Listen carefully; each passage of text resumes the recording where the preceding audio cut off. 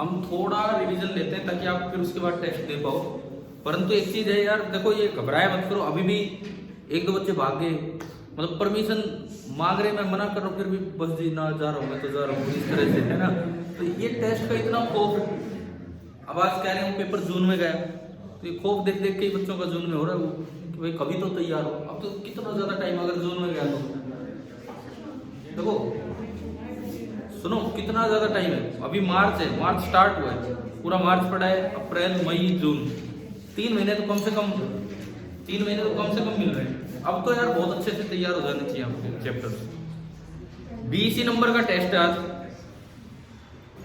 1 mark, then assertion reason, then एक case study, एक 2 mark, 2 3 mark, एक 5 मार्क, सीधे सीधे इस तरह का पार्ट है। और उनमें कुछ चीजें मैंने एनसीईआरटी से कवर करवाने की कोशिश की है, देखते हैं कैसा क्या आप करते हैं उसमें। कुछ एक चीजें आप कह रहे हैं थोड़ा रिवाइज करवा दो, कुछ मैंने कल बताई थी, कुछ अभी बता देता हूँ। जैसे ये मैं आपको बता देता हूँ, मैंने वो इस तरह की खतरनाक चीजें नहीं डाली है टेस्ट में कि R cap theta cap component करो और उसको ब्रेक करो। उसका कारण है कुछ बच्चों को आता ही नहीं था, 1-2 बच्चों को आता, बाकी वो आता ही नहीं था, और वो पेपर में बोर्ड एग्जाम में आज तक आया नहीं है। लेकिन हम ये ना सोचे कि ये कभी नहीं आएगा। मैंने जानबूझ के आपको पहले बता दिया और नहीं डाला है टेस्ट में कि मैं आपको बाद में वो करवा दूंगा। वो क्या था, वो ये एक बड़ा अच्छा प्रूफ है कि इलेक्ट्रोस्टैटिक फोर्स का वर्क डन पाथ पे डिपेंड नहीं करता है, या यूं कहें इलेक्ट्रोस्टैटिक फोर्स कंजर्वेटिव है। मैं इस टेस्ट के बाद वो करवा दूंगा अगले 1-2 क्लासेस में, क्योंकि आपका कैपेसिटेंस का टेस्ट लेंगे, उसके साथ कुछ शामिल कर देंगे। मे भी अगली बार ही आ जाए इस तरह की चीजें। बाउंड्री कंडीशंस इसमें नहीं डाली इस टेस्ट में, मैंने वो चीजें अवॉइड की है जो पहले कभी आई ही नहीं, और थोड़ी सी बड़ा पार्ट बनता है 3 नंबर का या 2 नंबर का। Boundary conditions NCERT question number 16 होगा शायद, 16 की तो करवाई तो थे पहले दोनों, टेंजेंशियल कंपोनेंट वाला भी और नॉर्मल कंपोनेंट वाला भी। ये कभी किया नहीं है क्या एनसीईआरटी क्वेश्चन 16? तो कोई बात नहीं। अभी मैं सीधे टॉपिक्स लेता हूं, सीधे टॉपिक्स सुनो। सबसे पहली बात, 3 चीजें होती हैं, पहले भी बताई है, मोनोपोल, डाइपोल, क्वाड्रपोल। देखो कोई बात नहीं, थोड़ी मदद भी मिल जाएगी, कोई बात नहीं। टॉपिक्स इतने ही हैं, जो नहीं आ रहे वो मैंने आपको पहले बता दिए, अब जो बच गए वो सारे आ रहे हैं, ठीक है। तो इसमें ध्यान दो, अब जो मैं बता रहा हूँ यार, इसके बाद भी अगर आप ठीक ठाक कर दो तो भी एक बात है, अगली बार जो अगला टेस्ट हो कैपेसिटेंस का वो अपने घर से तैयार हो क्या ना, और फिर अच्छे से देना, ठीक है। अभी लेकिन समझिए यहाँ पे क्या है, मोनोपोल, डाइपोल एंड क्वाड्रपोल। मोनोपोल एक ऐसी अरेंजमेंट है सिंगल पॉइंट चार्ज, डाइपोल में एक ऐसी अरेंजमेंट है जिसपे इक्वल एंड अपोजिट चार्ज, जो हम पढ़ते हैं डाइपोल, है ना, नेट जीरो। क्वाड्रपोल का मतलब होता है 2 अपोजिट डाइपोल, 2 अपोजिट डाइपोल, जैसे एक इधर हो गया और एक इधर, ये Q और बीच में बैठा है -2, ये क्वाड्रपोल है।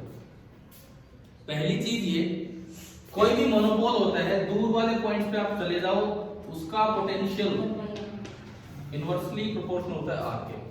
कोई भी डाइपोल होता है, आप दूर वाले पॉइंट पे इधर चले जाओ, कहीं चले जाओ, उसका पोटेंशियल किस पे डिपेंड करता है? फार पॉइंट्स आर स्क्वायर पे। और कोई भी क्वाड्रपोल होगा, उसका पोटेंशियल फार पॉइंट्स पे किस पे डिपेंड करेगा?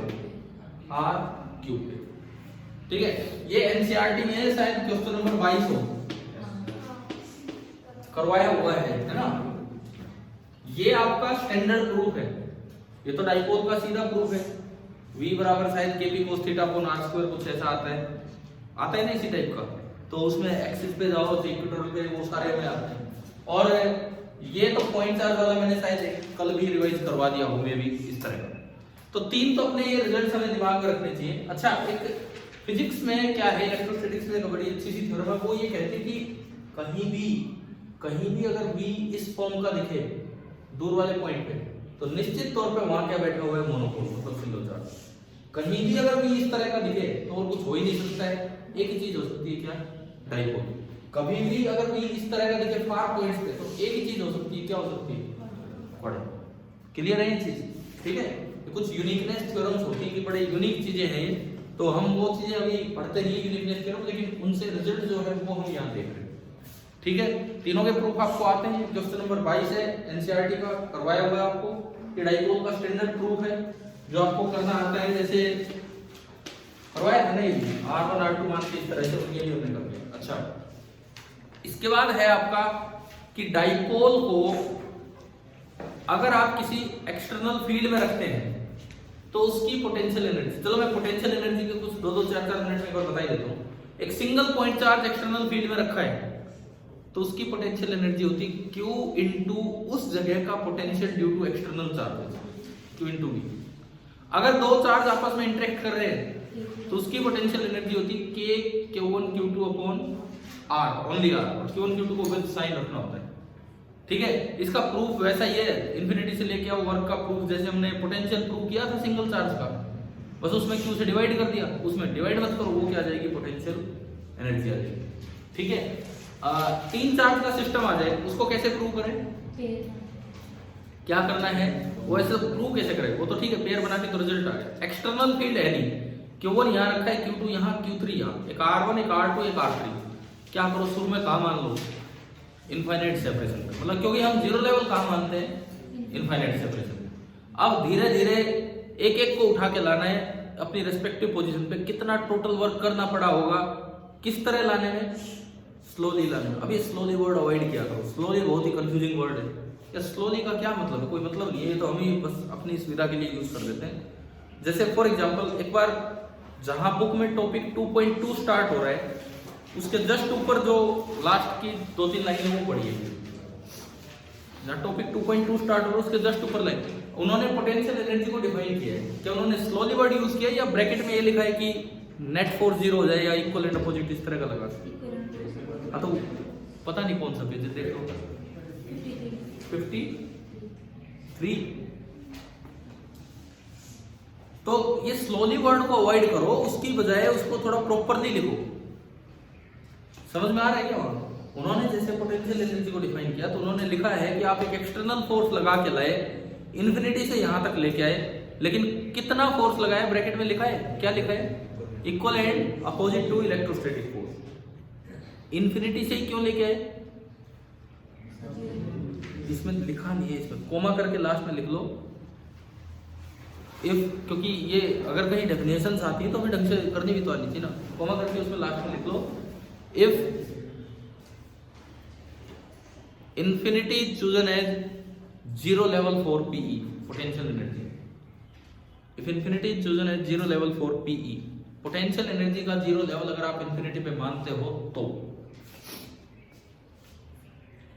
ठीक है। अब इसमें भी बच्चे गलती करते हैं, उनके दिमाग से यूनिट चार्ज ही नहीं निकलता, यूनिट चार्ज, ये किसकी डेफिनेशन है, पोटेंशियल की पोटेंशियल एनर्जी की, पोटेंशियल एनर्जी की जो आप अभी पढ़ रहे हैं। पोटेंशियल एनर्जी में कभी यूनिट चार्ज को लाने का वर्क नहीं होता, जिस चार्ज की पोटेंशियल एनर्जी लिख रहे हैं उसको लाने का वर्क। अगर उसी जगह का पोटेंशियल बताना होता तो फिर यूनिट चार्ज को लाने का वर्क। ऐसा थोड़ी कि बोर्ड एग्जाम में डेफिनेशन नहीं आ सकती है, बिल्कुल आ सकती है, तो आपको ध्यान देना चाहिए इन सभी बातों पे। ठीक है, अब देखो जब आप 3 चार्ज के सिस्टम को लेते हैं तो तीनों को शुरू में इनफाइनाइट सेपरेशन पे माना, मान लिया कि कोई एक्सटर्नल फील्ड है, सभी को धीरे धीरे लाने में, धीरे धीरे का मतलब हमने बता दिया कितना वर्क करना पड़ेगा, स्टेप बाय स्टेप करना आना चाहिए, शायद हमने करवाया पहले। स्टेप फर्स्ट, Q1 को लेके आए A पे, कोई वर्क नहीं करना पड़ेगा क्योंकि ना तो नियर बाई Q2 था और ना नियर बाई कहीं Q3 था, समझ आ रहा है, वो आ गया बैठ गया। फिर अब Q2 को लेके आए B पे, है क्या इसमें, Q2 को लेके आए B पे, Q2 को B पे लाने में कितना वर्क करना पड़ेगा, potential at B due to Q1 into Q2, potential at B due to Q1 into Q2। अब Q1 की वजह से वहां पोटेंशियल K Q1 बाई जो भी R है वो होगा, और इंटू Q2, एक पेयर का एक हिस्सा आ गया। अब तीसरे को लेके आएंगे, तीसरे को इन्फिनिटी से C पे लाओगे तो उसको लाने का वर्क होगा Q3 into potential at C due to remaining 2। अब उन दोनों का जब पोटेंशियल लिखेंगे तो K Q1 बाई R1 जो भी है और एक R2, उसको Q3 से, तो बचे हुए दोनों पेयर यहाँ से बन जाएंगे, तीनों का सम कर दो तो वो आपका टोटल पोटेंशियल है। अगर सवाल आए इसको असेंबल करने में कितना वर्क करना पड़ा है, तो जो पोटेंशियल एनर्जी वही आंसर है। अगर सवाल आए इसको डिसमेंटल करने में कितना वर्क करना पड़ा है, तो जो पोटेंशियल एनर्जी उसका नेगेटिव कर दें, ठीक है। अच्छा, इसके बाद अगर 3 चार्ज का सिस्टम है लेकिन वहां एक्सटर्नल फील्ड भी है तो तीनों की तो पेयरिंग कर दो mutual, plus Q1 into V8R1 plus Q2 into V8R2 plus Q3 into V8R3। बाहर वालों की वजह से कितना था ये सब समझ गए हो क्या बताया? मैं डायग्राम से बता देता हूँ एक बार। अगर मान लो कहीं पे ऐसा हो, ये 3 चार्ज का सिस्टम है, इसका पोजीशन वेक्टर है R1, इसका पोजीशन वेक्टर है R2 और तीसरे का पोजीशन वेक्टर है R3। तो यहाँ एक्सटर्नल फील्ड की वजह से पोटेंशियल V8R1 V8R2 V8R3, कोई Q1 यहाँ रखोगे तो एक्सटर्नल फील्ड की वजह से उसकी पोटेंशियल एनर्जी होगी Q1 इंटू V8R1, इसकी होगी Q2 इंटू V8R2, इसकी होगी Q3 इंटू V8R3, प्लस अब होगी आपस की interaction K Q1 Q2 upon ये डिस्टेंस प्लस इसी तरह ये प्लस, ठीक है। इसके बाद आता है ऑलमोस्ट लास्ट टॉपिक, ऑलमोस्ट, कि जो ये पूछ भी रहे हैं कुछ बच्चे कि potential energy of dipole in external electric field, ठीक है। करें उसको, मैं एक लाइन में अभी बता रहा हूँ, एक फिर बाद में क्या है।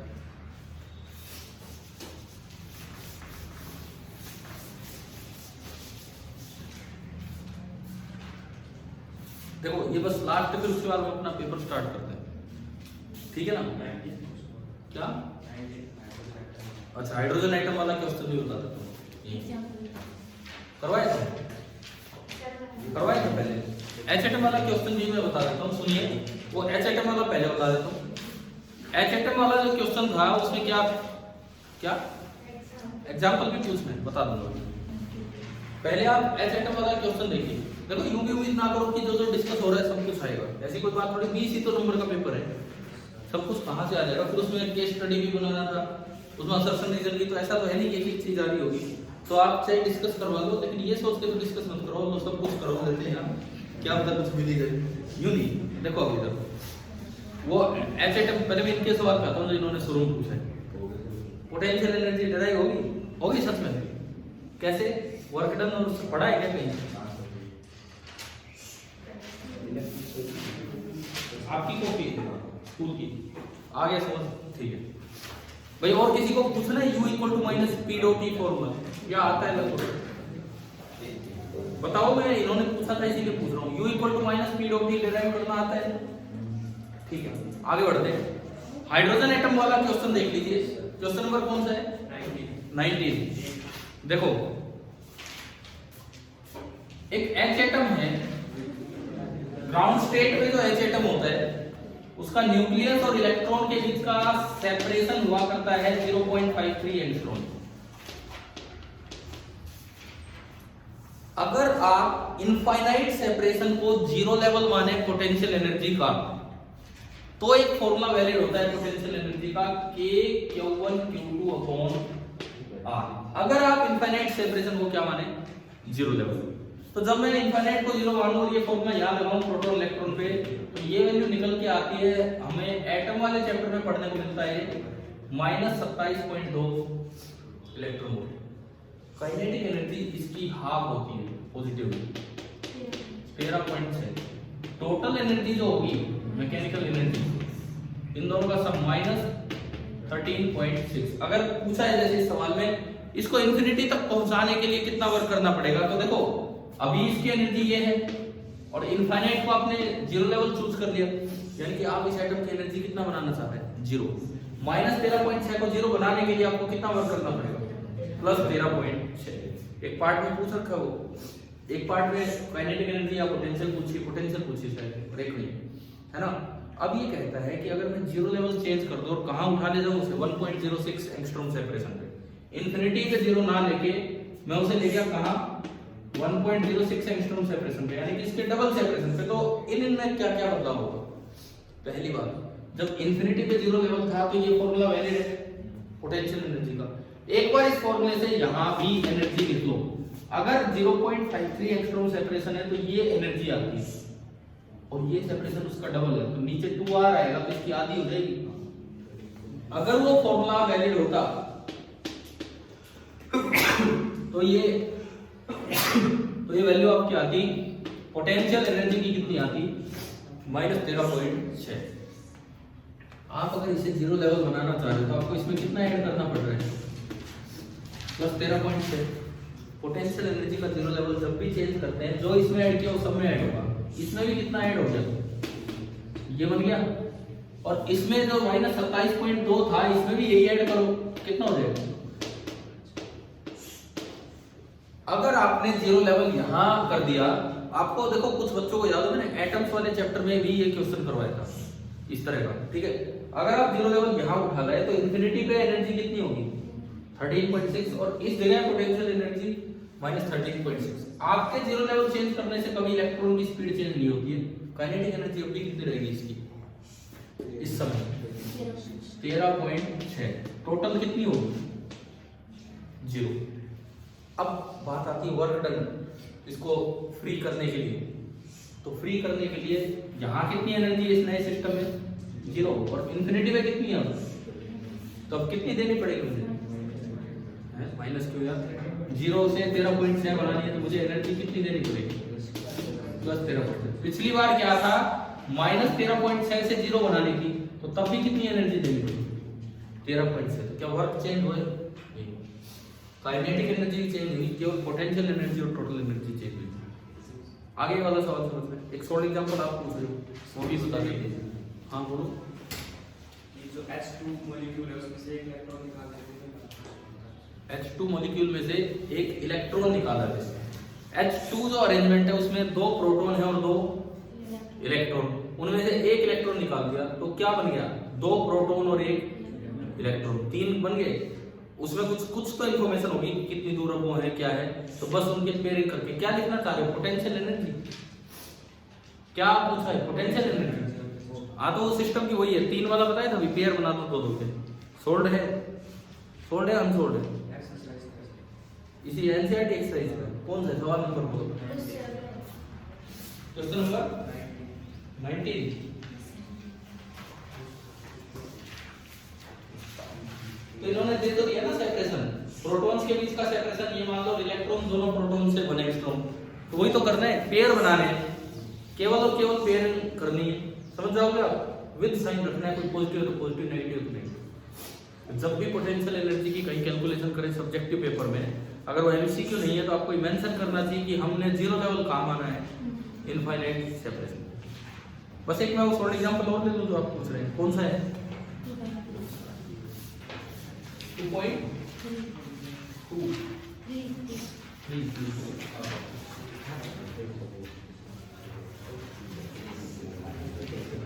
देखो सबसे पहली बात, फीड की डायरेक्शन में पोटेंशियल इंक्रीज होता है कि डिक्रीज होता है, डिक्रीज। पहले पार्ट के आंसर डायरेक्ट आ रहे हैं। ये है page number 59, solve example 2.3। Positive charge का फीड रेडियली आउटवर्ड है, तो P पे पोटेंशियल ज्यादा होगा कि Q पे, P पे ज्यादा होगा, Q की तरफ कम होगा, तो VP - VQ पॉजिटिव हो गया। आगे ना पहला पार्ट। ऐसे दूसरे में देखो नेगेटिव चार्ज की फील्ड खुद की तरफ होगी, तो A पे ज्यादा होगा B पे, B पे ज्यादा होगा और A पे कम, तो ये भी क्या आ गया, पॉजिटिव हो गया पहला। सेकंड, साइन बताओ पोटेंशियल एनर्जी डिफरेंस का, अगर एक स्मॉल नेगेटिव चार्ज है, फिर वही बात है, देखो नेगेटिव चार्ज अगर आपने रख दिया तो जो डेल्टा U होगा दैट इज -Q, वो नेगेटिव चार्ज है, इनटू डेल्टा V। अगर डेल्टा V पॉजिटिव है और Q नेगेटिव है तो पोटेंशियल एनर्जी में चेंज नेगेटिव है, क्योंकि पोटेंशियल एनर्जी होती है Q into V, Q into V1, Q into V2, और Q नेगेटिव है, और आगे आपने कोई डेल्टा V निकाला पॉजिटिव है, तो पोटेंशियल एनर्जी में चेंज नेगेटिव है। वो डिपेंड करता है आप VA1 - V2 लिख रहे हो, VA - V क्या लिख रहे हो। अब इसमें कहां से कहां पूछा था, Q and P। Q and P का क्या मतलब है, सपोज आप UQ - UP लिखते हो, तो ये बना Q into V, Q minus, अब ये Q तो क्या है क्वेश्चन में, नेगेटिव। अब अपने डायग्राम में देख के बताओ ना, नेगेटिव दे रखा है सेकंड पार्ट, और VQ - VP क्या है क्वेश्चन में, नेगेटिव, तो नेगेटिव इंटू नेगेटिव, तो इस तरह से निकालने और कुछ नहीं। हो गया ये वाला पार्ट। ऐसा ही इसका दूसरा पार्ट है। तीसरे पे चलते हैं, give the sign of work done by the field in moving the charge positive charge from Q to P। देखो कैसे देखना है, आप अपने डायग्राम में देखो, उन्होंने जो फील्ड लाइन दिखा रखी है Q से P की तरफ है और P से Q की तरफ है। फील्ड लाइन Q से ऐसे यूं है, ये पॉइंट P है और ये Q है। कैसा चार्ज लाएगा, पॉजिटिव की नेगेटिव? पॉजिटिव चार्ज पे फोर्स लगेगा फील्ड की डायरेक्शन में, और आप डिस्प्लेस कर रहे हो इधर, तो work done by field negative cos 180 degree. समझ आया? ऐसे चेक करने। अगला पार्ट साइन ऑफ ना हो गया है, तो sign of work done by the external agent. भाई एक्सटर्नल एजेंट का वर्क, इलेक्ट्रिकल का अगर नेगेटिव है तो एक्सटर्नल का पॉजिटिव हो जाएगा, और इलेक्ट्रिकल का पॉजिटिव है तो एक्सटर्नल का नेगेटिव, वो अपोजिट डायरेक्शन में लगाऊंगा। कर दोगे ये भी? बताऊं क्या हो जाएगा? ये हो जाएगा। और आखिरी part, kinetic energy of small negative charge increase होगी या डिक्रीज होगी in going from B to A। भाई बड़ा आसान है, देखो सेंटर पे नेगेटिव बिठा रखा है और आपने B पे नेगेटिव छोड़ा है, तो बताओ अपने आप वो B से ये इसको रिपेल करेगा, अट्रैक्ट करेगा? ये रिपेल करेगा ना। और आप इधर धक्का देते हो, वो रिपेल कर रहा है, तो स्पीड कम होगी ज्यादा होगी? कम होगी, तो काइनेटिक एनर्जी डिक्रीज होगी। कैसे भी आप सोच के जवाब दे सकते। ठीक है, तो अभी आप लोग तैयार हो जाए एक टेस्ट के लिए, 20 नंबर का टेस्ट, ओनली ऑन पोटेंशियल। क्या क्या नहीं आ रहा है जो बड़ा क्लियर है, बाउंड्री कंडीशंस नहीं डाली, और भी बहुत कुछ नहीं आ रहा है, लेकिन जो किसी के दिमाग में ना हो, और एक वो पाथ इंडिपेंडेंस वाली बात जो मैथमेटिकल। ठीक है, कीजिए टेस्ट विशेष।